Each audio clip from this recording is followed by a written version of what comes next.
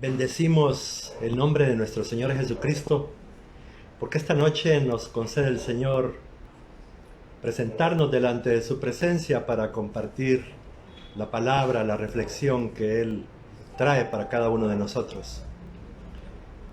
Es mi oración que en cada uno de nosotros la palabra pueda dejar una reflexión profunda y podamos nosotros vivir la palabra que el Señor va a compartir esta noche con todos nosotros.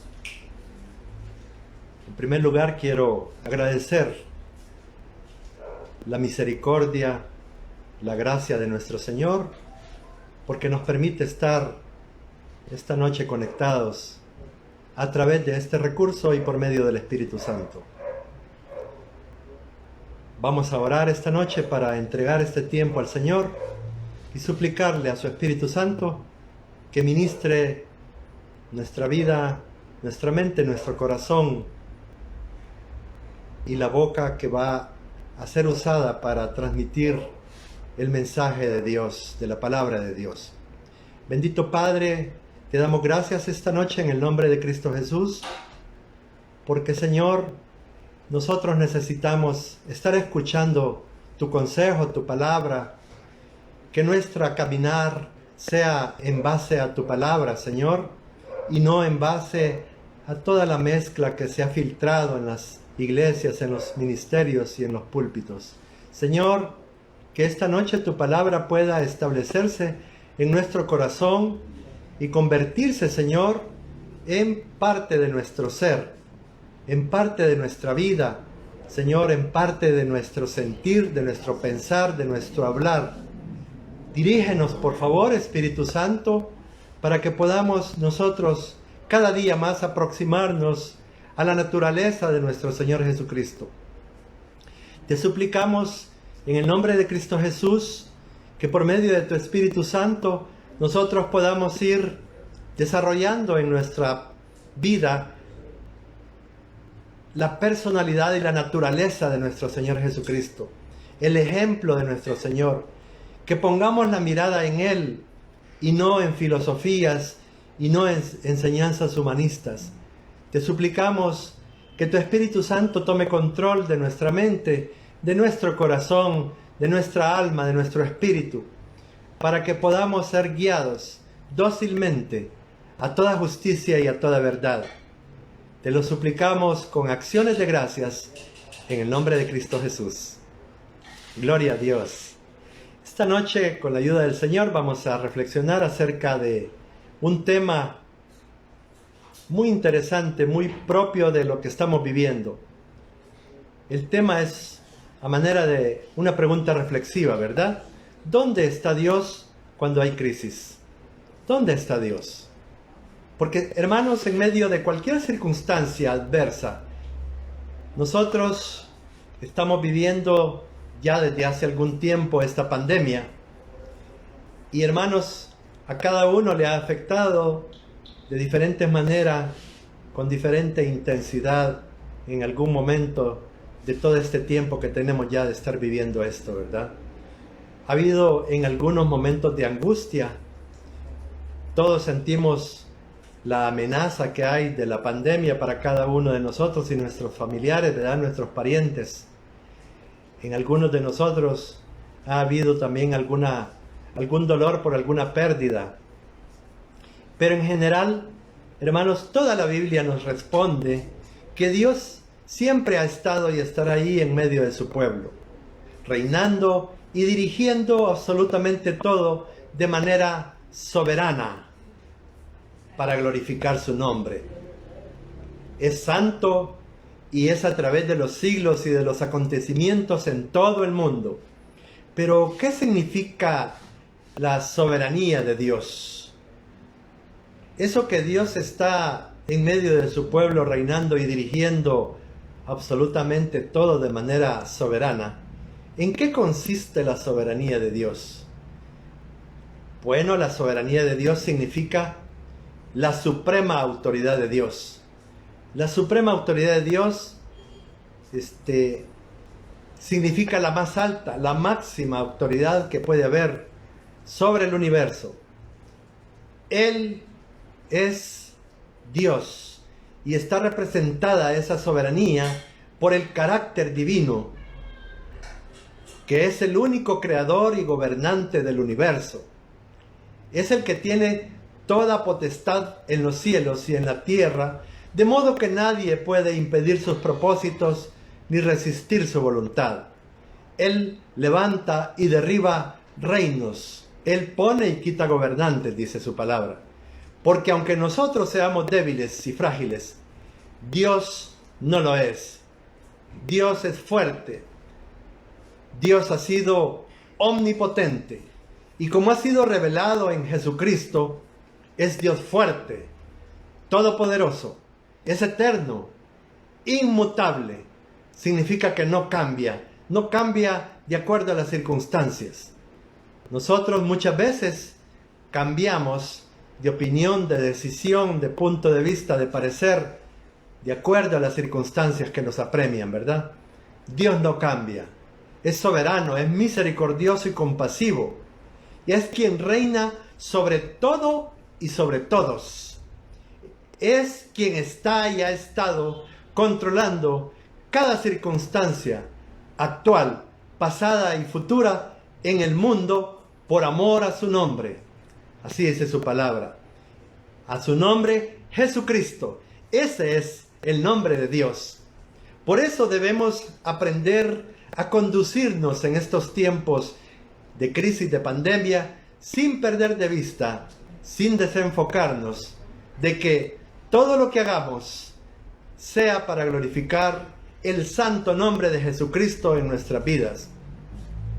Hermanos, la motivación más grande que debería de haber en el centro de nuestro corazón, el motivo más fuerte, más dominante que deberíamos de tener en nuestro interior, es hacer todo lo que hagamos, todo lo que hablemos, todo lo que pensemos, todo cuanto digamos, sea pensando y enfocados en honrar y glorificar el nombre de Jesucristo en nuestras vidas. Debemos aprender, hermanos, a confiar en la providencia de Dios. ¿Qué es la providencia de Dios, hermanos? ¿En qué consiste la providencia de Dios? Es la ejecución de los decretos hechos por el Señor para toda la humanidad desde sus inicios hasta su final. Él creó todas las cosas según su plan eterno. Así lo dice el libro de Romanos en el capítulo 11 y verso 36. Romanos capítulo 11 y verso 36. La palabra de Dios dice: porque de Él, por Él y para Él son todas las cosas. A Él sea la gloria para siempre. Amén, dice. Es a través de la providencia divina, hermanos, que Dios lleva a cabo su voluntad y para garantizar el cumplimiento de sus propósitos. Gobierna los asuntos de la humanidad y trabaja a través del orden que ha dejado establecido en su palabra y utiliza las leyes de la naturaleza que Él mismo ha creado y que Él mismo ha hecho, ¿verdad? ¿De dónde viene el término providencia, hermanos? Este término, la providencia de Dios, vemos nosotros que inició allá en el libro de Génesis, en el capítulo 22 y versículos 7 y 8. Génesis, capítulo 22, versículos 7 y 8. Dice la palabra del Señor: entonces habló Isaac a Abraham, su padre, y dijo: Padre mío. Y él respondió: heme aquí, mi hijo. Y él dijo: he aquí el fuego y la leña, mas ¿dónde está el cordero para el holocausto? Verso 8. Y respondió Abraham: Dios se proveerá. Fíjense esta palabra, hermanos. Dios se proveerá de cordero para el holocausto, hijo mío. E iban juntos, dice el verso 8. De esta respuesta que dio Abraham a Isaac, el hijo de la promesa, surgió el término providencia divina. Dios reina en Jesucristo y está en control de cada uno de los acontecimientos personales y mundiales que ocurren. Hermanos, nosotros no debemos de dudar en ningún momento que todo lo que está ocurriendo en este momento en el mundo y todo lo que ha ocurrido nunca ha escapado al control del Señor. Nunca, hermanos. Y por eso nosotros debemos de tener plena confianza que el Dios al que nosotros reconocemos, servimos, respetamos, honramos y tememos, es el que tiene el control no solo de los acontecimientos mundiales, sino de los que pertenecen a nuestras vidas, hermanos. Algunas cosas de Dios nos las revela, pero otras las ha mantenido en secreto, hermanos. Y Él explica para qué. ¿Para qué es que nos revela y para qué ha mantenido en secreto algunas cosas? Lo explicó desde el Antiguo Testamento en el libro de Deuteronomio, capítulo 29 y verso 29. Libro de Deuteronomio, capítulo 29 y verso 29. Yo voy a leer la versión de la palabra de Dios para todos. Me parece que es muy explicativa esta forma de poner esta palabra, ¿verdad? De traducirla. Dice Deuteronomio 29:29. Hay algunas cosas que el Señor nuestro Dios ha mantenido en secreto, pero hay otras que nos ha dado a conocer, a nosotros y a nuestros hijos para siempre. Y aquí está a continuación el para qué. Para que podamos obedecer todos los mandamientos de esta ley. Esta traducción dice hay otras que nos ha dado a conocer. Esto significa nos las ha revelado, ¿verdad? Para que podamos obedecer.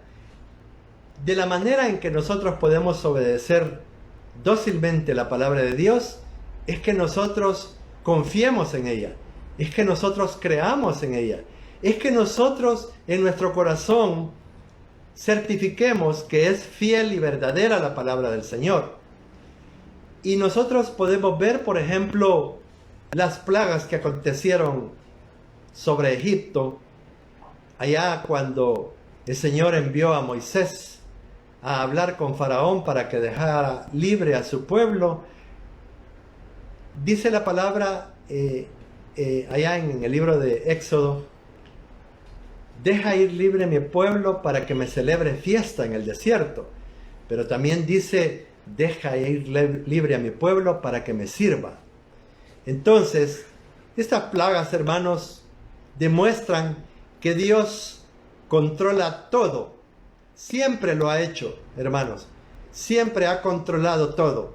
Siempre. Los ríos, las ranas, los insectos, el ganado, las tormentas, la salud, los virus, las bacterias y la vida junto con la muerte. Todo esto está en las manos de nuestro Señor. Estas plagas, hermano, fue juicio para Egipto, pero al mismo tiempo que el Señor ocupó estas plagas para llevar un juicio a Egipto, al mismo tiempo fue la liberación para su pueblo. Es gracias a estas plagas que llegaron a Egipto que Faraón, a pesar de que Dios le endureció el corazón para que Dios pudiera mostrar su poder y su gloria, ¿verdad? En medio de este pueblo que tenía oprimido al pueblo hebreo, al pueblo de Israel. Entonces, al hacer esto, Dios quiere que a través del pueblo escogido por Él, su nombre sea proclamado por todo el mundo y sea de esta manera reconocido como el único Dios soberano, todopoderoso, que reina y gobierna sobre todo el universo. Vamos a ver qué dice la palabra en Éxodo capítulo 7 y en el verso 5. Libro de Éxodo capítulo 7, versículo 5. Voy a leer siempre la versión Palabra de Dios para Todos. Dice, en ese momento, cuando castigue a los egipcios y saque a mi pueblo de allá, los egipcios van a saber que yo soy el Señor. ¿Se dan cuenta, hermanos? ¿Por qué es que Dios descargó ese juicio a través de las plagas en Egipto? Para que los egipcios supieran que Él era el Señor. Esta parte, hermanos, donde dice yo soy el Señor, está mostrándonos a nosotros la singularidad de Dios. Y para responder en parte la pregunta del título de la reflexión de hoy, ¿dónde está Dios? Vemos esta declaración en Éxodo capítulo 8, verso 22, la segunda parte del verso 22. Éxodo capítulo 8, la segunda parte del verso 22 voy a leer en la versión Palabra de Dios para Todos. Dice esta segunda parte, hermanos: de esta manera te podrás dar cuenta de que yo, el Señor, estoy en esta tierra. Miren, hermanos, qué hermosa esta declaración de la palabra de Dios. Son palabras literales, textuales, de lo que Dios le declaró a Moisés, que es a quien se le atribuye que escribió el libro de Éxodo. De esta manera te podrás dar cuenta de que yo, el Señor, estoy en esta tierra. Hermanos, Dios está ejecutando a través de esta pandemia lo que ha decretado para este mundo. Dios está con cada uno de nosotros aquí en la tierra, en nuestros hogares, gobernando según los decretos de su voluntad. Su voluntad, hermano, que es buena, agradable y perfecta, de acuerdo al libro de Romanos, capítulo 12 y verso 2. Vamos a leer en el libro de Romanos, en el capítulo 12 y en el versículo 2. En esta misma versión de la palabra de Dios para todos. Miren qué precioso cómo declara esta traducción de la Biblia de la palabra de Dios para todos. Dicen, no vivan según el modelo de este mundo. Mejor dejen que Dios cambie su vida con una nueva manera de pensar. Así podrán saber lo que Dios quiere para ustedes y también lo que es bueno, perfecto y agradable a Él. Miren, hermanos, qué preciosa traducción esta. El Señor nos está diciendo que no vivamos según el modelo de este mundo. Nos aconseja que no nos dejemos nosotros arrastrar por las corrientes de este mundo. Dice el Señor que mejor dejemos que Dios cambie nuestra vida con una nueva manera de pensar. Él transforma nuestra mente, hermanos. Él quiere hacer una nueva criatura en cada uno de nosotros. Pero para poder comenzar ese proceso, nosotros necesitamos estar en Cristo. Así lo dice su palabra, ¿verdad? De modo que el que está en Cristo nueva criatura es. Las cosas viejas pasaron, he aquí, todas son hechas nuevas. Fíjense, hermanos, que solamente cuando el Señor está transformando nuestra manera de pensar, podemos nosotros saber lo que Dios quiere para cada uno de nosotros y también lo que es bueno, perfecto y agradable a Él. Veamos entonces lo que dice Éxodo capítulo 4 y verso 11. Éxodo 4:11. Aquí vamos a ver nosotros que el Señor es el que hace todo lo que existe, aunque a nosotros nos parezca que en algunas cosas no ha participado el Señor. Pero a través de su palabra nosotros nos podemos dar cuenta que Él es el que participa en todo lo que ocurre, todo lo que acontece, tanto en el mundo, en el universo, como en las vidas personales de cada uno de nosotros. Éxodo 4:11 dice, el Señor le dijo, ¿Quién es el que le dio boca al ser humano? ¿Quién es el que hace a una persona? ¿Quién es el que hace que una persona sea sorda, muda, coja o ciega? Pues yo, dice el Señor. Debemos reconocer nosotros que Dios es soberano, pero también lo que quiere para cada uno de nosotros. Hermanos, Él quiere para cada uno de nosotros lo que es bueno, perfecto y agradable para Él, ¿verdad? No debemos olvidar que Él es justo, que Dios es amor, que es santo, que Dios es bueno y sobre todo que Dios es misericordioso. Hermanos, en el libro de Lamentaciones, nosotros tenemos una revelación que Dios le dio al profeta Jeremías. Libro de Lamentaciones, capítulo 3 y verso 38. Ahora voy a leer yo la Biblia de las Américas, esa versión de la Biblia de las Américas. Libro de Lamentaciones, capítulo 3, versículo 38. Dice: ¿no sale de la boca del Altísimo tanto el mal como el bien? De la boca del Altísimo, del majestuoso Dios, proceden los decretos de bien como de mal en este mundo, hermanos. ¿Qué puede reclamar el barro al alfarero?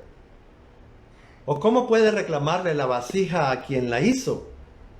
También debemos de saber que Dios no se goza, hermanos, en el dolor. Él no provoca el dolor humano.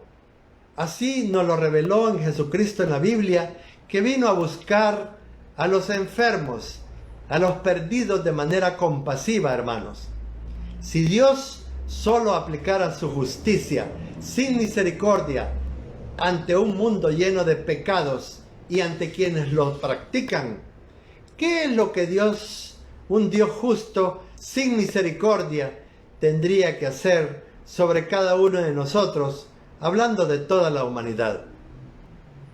¿Qué creen ustedes que tendría que hacer un Dios justo si no tuviera la misericordia que tiene cuando está frente a un mundo que Él creó, frente a una humanidad llena de maldad? ¿Qué creen que tendrían que hacer? Bueno, solamente una cosa: tendría que exterminarlos.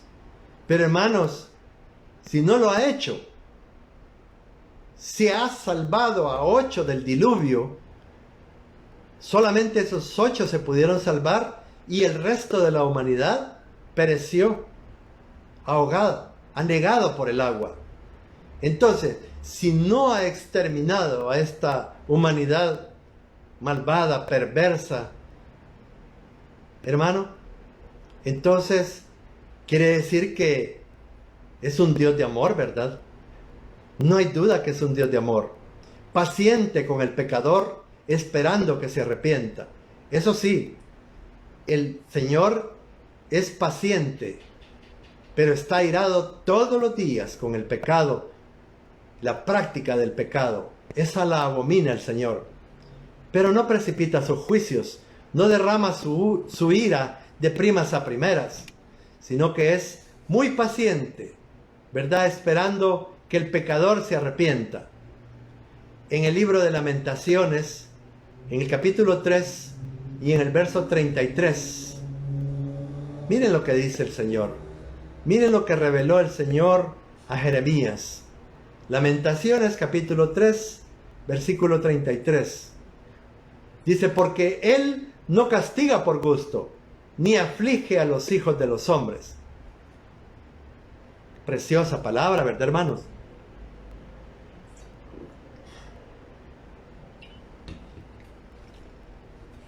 Debemos entender que la pandemia es justa a la luz del pecado de la humanidad.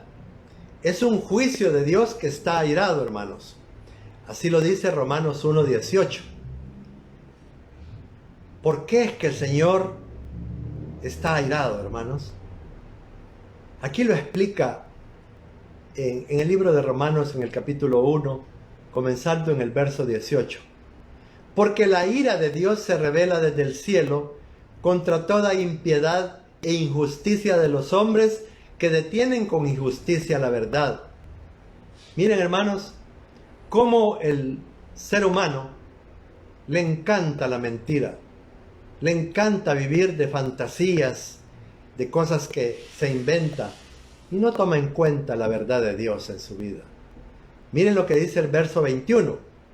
Pues habiendo conocido a Dios, no le glorificaron como a Dios, ni le dieron gracias, sino que se envanecieron en sus razonamientos, y su necio corazón fue entenebrecido, hermanos. El necio corazón fue entenebrecido.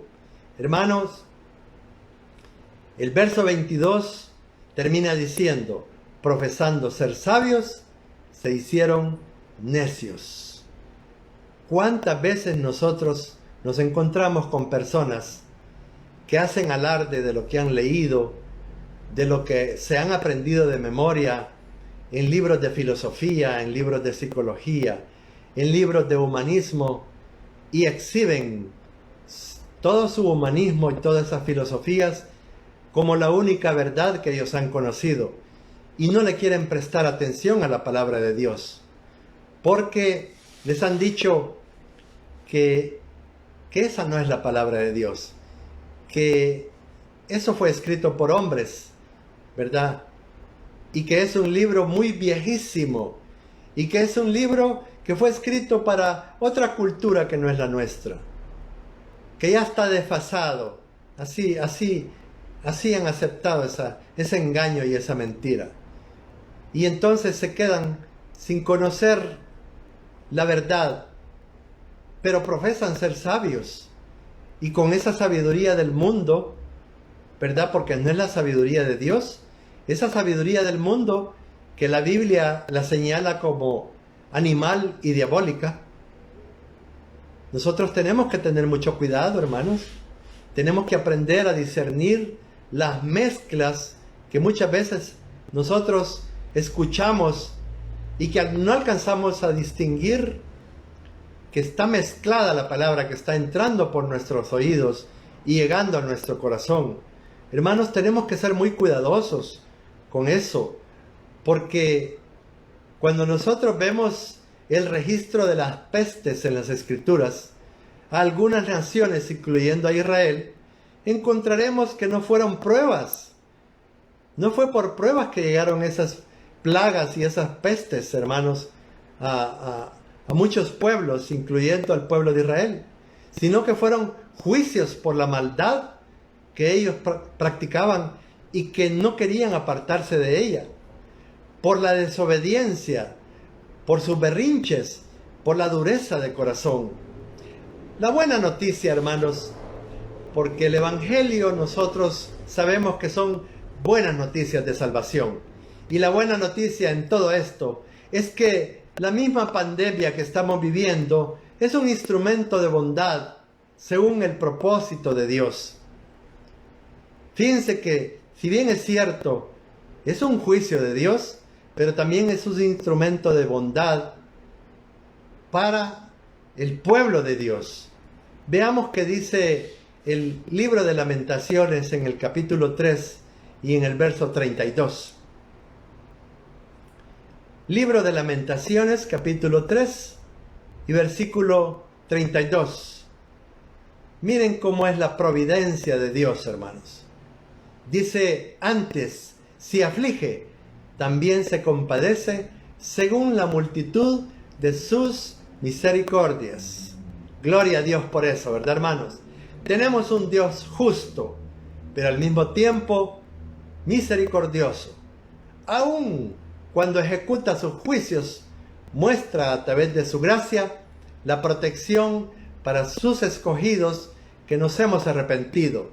Gloria sea a Jesucristo, hermanos. Gloria sea al Señor, porque ese arrepentimiento, esa dosis de fe que recibimos nosotros para poder ser salvos, ¿verdad? Esa dosis de fe que necesitábamos y que no la podíamos producir nosotros, la palabra de Dios dice que la recibimos por gracia por medio de la fe, ¿verdad?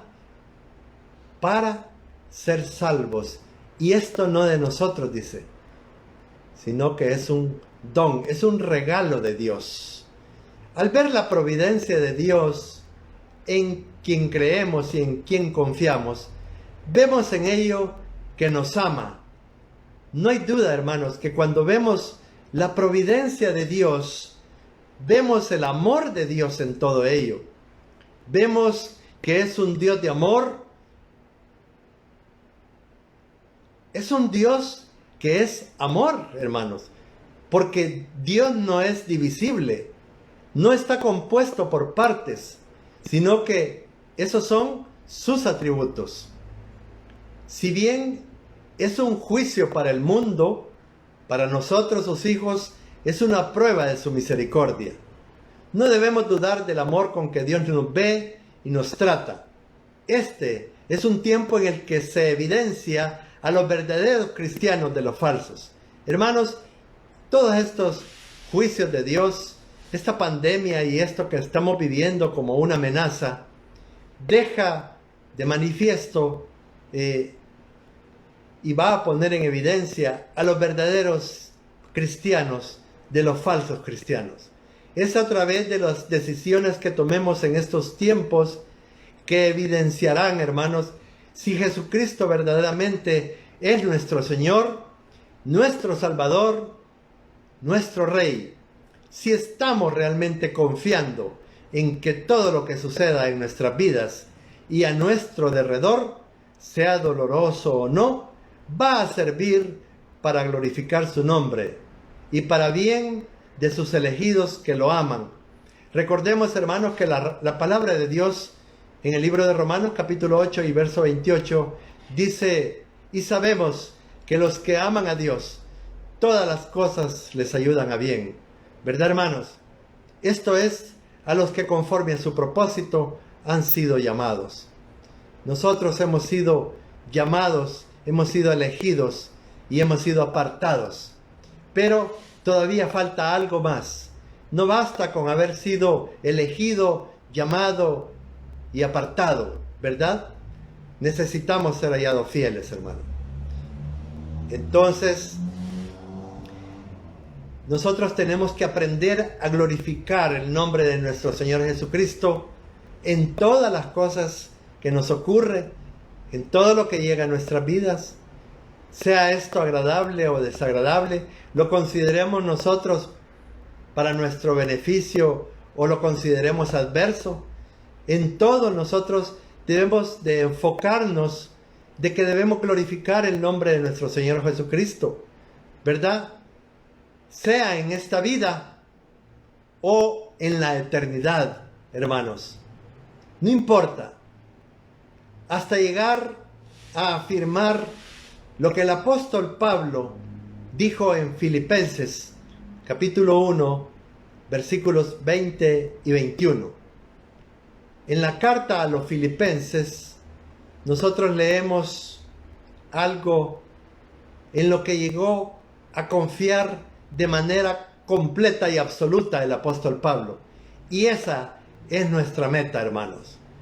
Esa es nuestra meta. Ese es nuestro propósito. Así deberíamos de estar enfocados. Filipenses capítulo 1, verso 20 y 21 dice: conforme a mi anhelo y esperanza de que en nada seré avergonzado, sino que con toda confianza, aún ahora, como siempre, Cristo será exaltado en mi cuerpo, ya sea por vida o por muerte. Qué precioso lo que está diciendo el apóstol. Y dice el verso 21, para sellar esto: porque para mí el vivir es Cristo y el morir es ganancia. Gloria a Dios, hermanos. Gloria a Dios que un día nosotros podamos acercarnos a tener ese anhelo en nuestro corazón, esa esperanza de que en nada seremos avergonzados, hermano, sino que con toda confianza, aún ahora en medio de esta pandemia, Cristo será exaltado en nuestro cuerpo, ya sea por vida o por muerte, hermanos. Gloria a Dios, ¿verdad? que algunos el Señor ha tenido grande misericordia y nos ha preservado la vida. Hermanos, a otros el Señor ha ocupado esta pandemia para recoger lo que le pertenece, ¿verdad?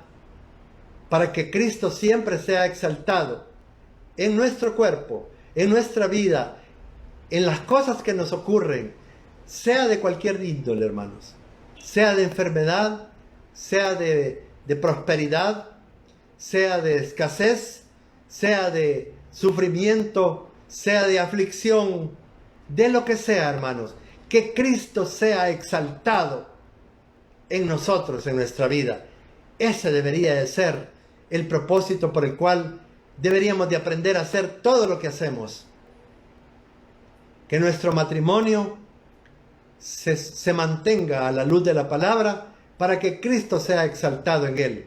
Que nuestros hijos, hermanos, puedan ser exaltado el Señor en las vidas de ellos también, por el testimonio nuestro, por lo que nosotros, hermanos, estamos modelando, para que al final nosotros lleguemos a decir un día, porque para mí el vivir es Cristo y el morir es ganancia.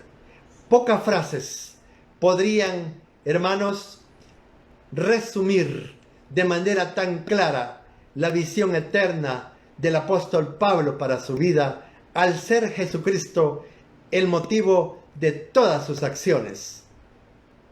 Pablo estaba contemplando las dos cosas, hermanos, y por eso fue que yo puse los dos versículos, el versículo 20 y el versículo 21, para que nosotros podamos ver que el apóstol Pablo no solamente estaba enfocando unilateralmente esto, sino que estaba contemplando las dos cosas.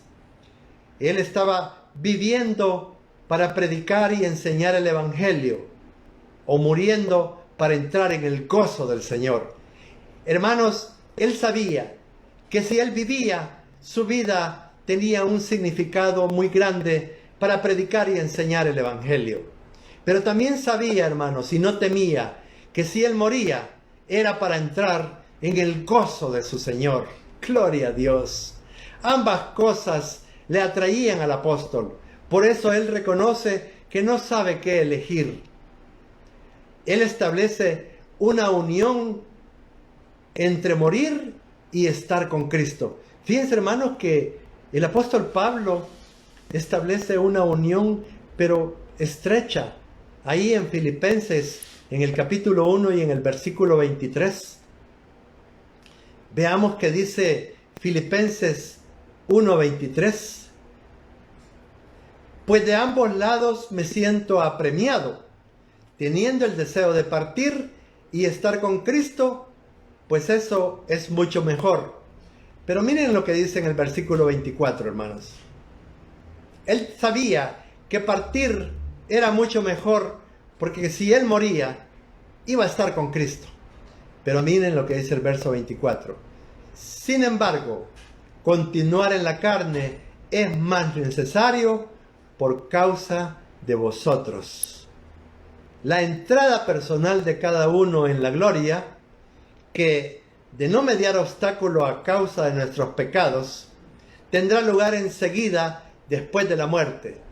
Hermanos, Pablo está reconociendo acá que inmediatamente que él cerrara sus ojos aquí a esta forma de vida, inmediatamente los iba a abrir ante la presencia del Señor Jesucristo.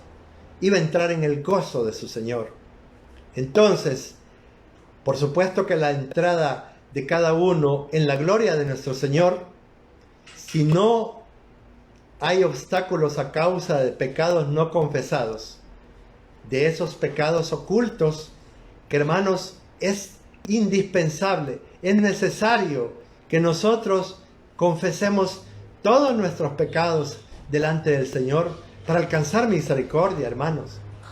No podemos nosotros darnos el lujo de continuar con pecados ocultos, porque no hay nada oculto delante de los ojos del Señor, dice la palabra.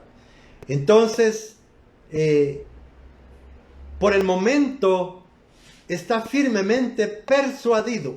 Nosotros tenemos que estar persuadidos de que continuaremos viviendo para provecho espiritual de los que el Señor ha puesto a ministrar.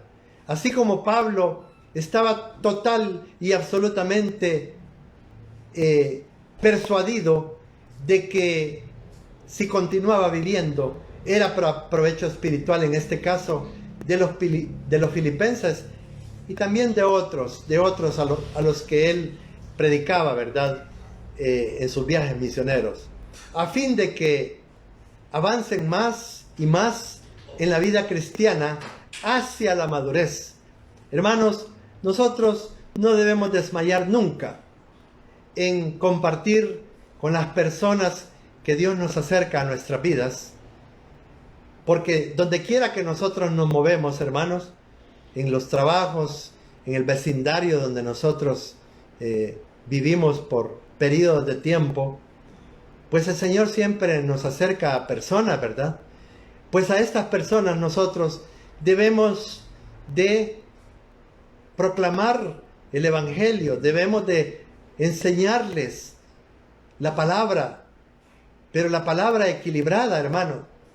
Debemos de enseñar el consejo, todo el consejo del Señor, no sacar de contexto algunos versículos, hermano, sino entregar todo el consejo del Señor para que avancen más y más en la vida cristiana hacia la madurez, para que ya no sean niños fluctuantes, hermanos, esos niños que se comportan muchas veces caprichosamente y que adoptan actitudes, ¿verdad?, berrinchosas, ¿verdad?, hasta llegar a lo que nos dice el libro de Efesios en el capítulo 4 y en el verso 13.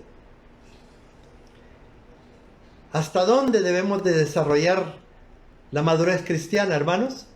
Lo dice la palabra en el libro de Efesios capítulo 4 y versículo 13. Voy a leer la versión de la Biblia de las Américas.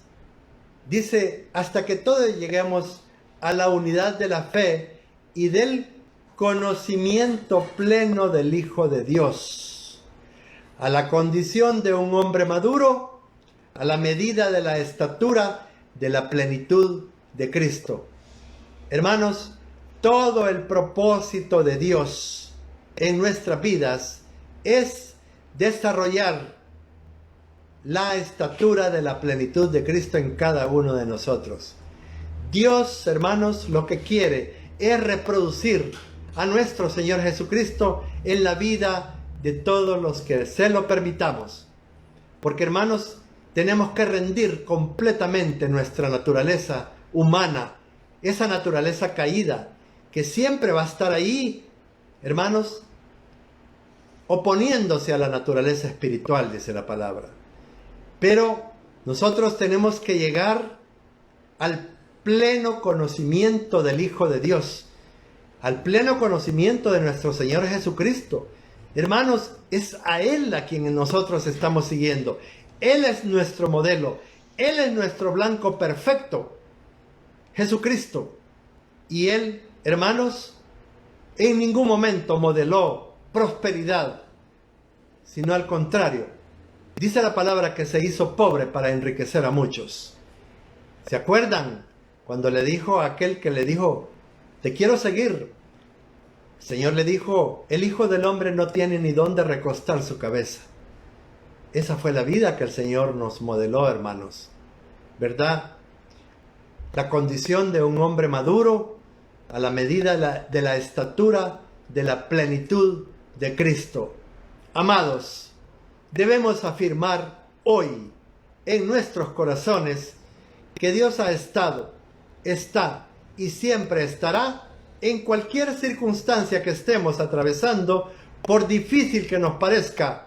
Su brazo fuerte y su mano extendida está al alcance de quienes reconozcamos nuestra necesidad de asirnos de la mano que tiene extendida nuestro Señor, hermanos. Tenemos que agarrar esa mano extendida y agarrarnos de ese brazo fuerte. Es una mano de amor, de esperanza y de fortaleza, llena de su gracia para todo el que lo busque, con un corazón rendido, hermanos, humillado. Eso sí, Nosotros tenemos que llegar delante de nuestro Señor con un corazón rendido, hermanos, con un corazón humillado, no un corazón altivo, no un corazón lleno de orgullo, no un corazón lleno de autosuficiencia, lleno de humanismo, lleno de filosofías huecas. No, un corazón humillado, humilde y manso como el de nuestro Señor Jesucristo. Él es nuestro modelo. Puesto los ojos en Él, debemos de caminar toda la oportunidad que tengamos de caminar en esta vida, ¿verdad? Reflexionando siempre lo que dijo el apóstol Pablo: para mí el vivir es Cristo y el morir es ganancia. Dios está con nosotros, hermanos. No debemos de dudar. Ese Dios de amor, lleno de misericordia, ese Dios poderoso, ese Dios compasivo, está con nosotros todos los días. Él ha prometido estar con nosotros, con sus hijos, con los redimidos, hermano, y con cada uno de los que todavía practican el pecado y son alcanzados por la misericordia para arrepentimiento, para perdón de pecados, para salvación. Hermanos, tenemos que orar nosotros por los que todavía no han alcanzado misericordia. Seamos compasivos con ellos. No los critiquemos, no los menospreciemos, hermanos. No los etiquetemos, por favor. Sino oremos, así como oraron por cada uno de los que hoy estamos rendidos ante el Señor. Hubo personas, hubo familiares, madres, esposas, hijos, que oraron por nuestra conversión. Y ahora, hermano, estamos aquí de rodillas, postrados delante de nuestro Señor, diciéndole: heme aquí, Señor, lo que tú digas, a donde me quieras enviar, a donde tú vayas yo iré, a donde me envíes iré a hacer lo que tú me envíes a hacer. Dios, hermanos, está en medio de nosotros, gobernando las cosas del universo y dirigiendo y controlando las cosas que acontecen en nuestras propias vidas personales. Vamos a orar, hermanos, en esta noche, suplicándole al Señor que nos dé un corazón compasivo, que podamos nosotros ser, hermanos, las personas que están intercediendo porque todavía no han alcanzado misericordia.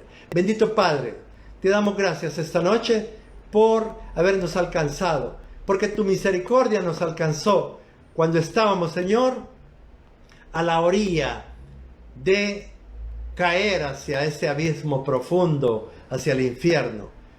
Tú nos alcanzaste y tu mano poderosa nos apartó de ahí, nos ha trasladado de las tinieblas a tu luz admirable, para que anunciemos las virtudes de aquel que nos trasladó de las tinieblas a tu luz admirable.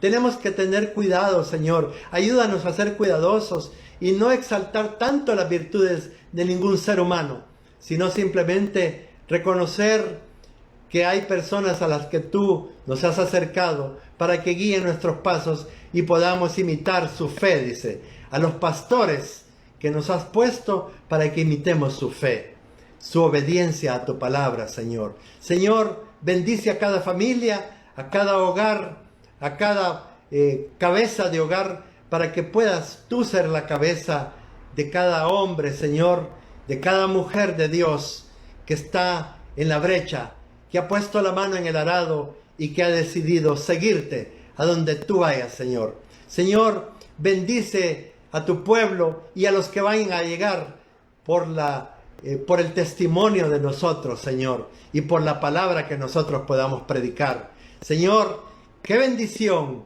haber tenido esta noche esa reflexión y saber que tú estás con nosotros. Siempre has estado y siempre estarás. Hermanos, qué bendición. Que Dios bendiga a cada uno de las familias representadas. En el nombre de Cristo Jesús. Amén.